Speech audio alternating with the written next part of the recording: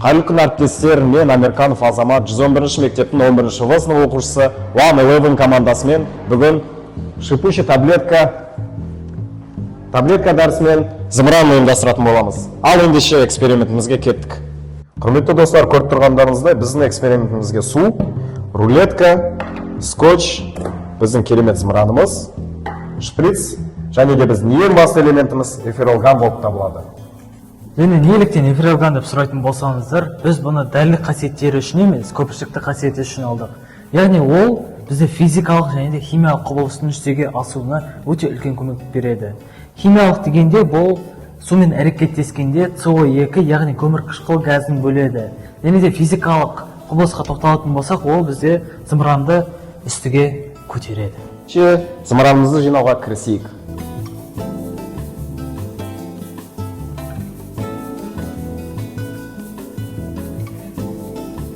Бұл бізде 5 мл су болып табылады.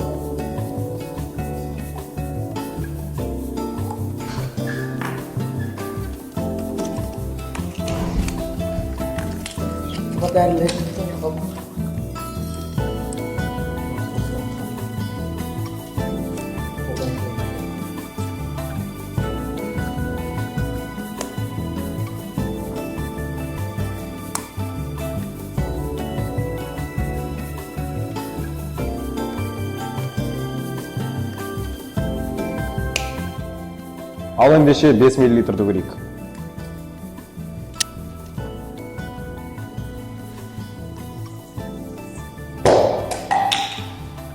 Сегіз миллилитр.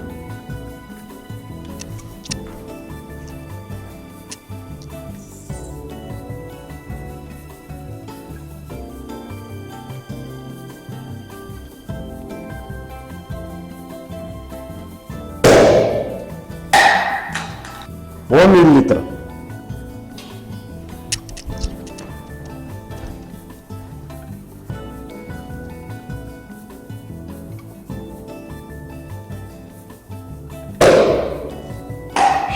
Он 10 миллилитр.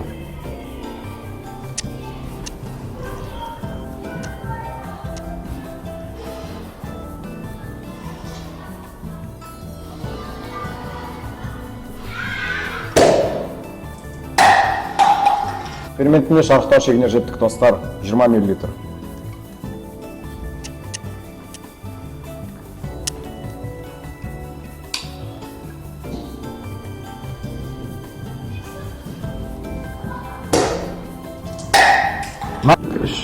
Және де эксперименттің шарықтау шегіне де келіп қалдық. Және де ең соңғы бөлімі ол сұрақтарға жауап. Ең алғашқы сұрақ, су мөлшері осы тюбиктің ұшуына қалай әсер етеді? Су аз болған сайын сол тюбикте бөлінетін газ, яғни CO2 газы көбірек болады, яғни қысым көбірек болады.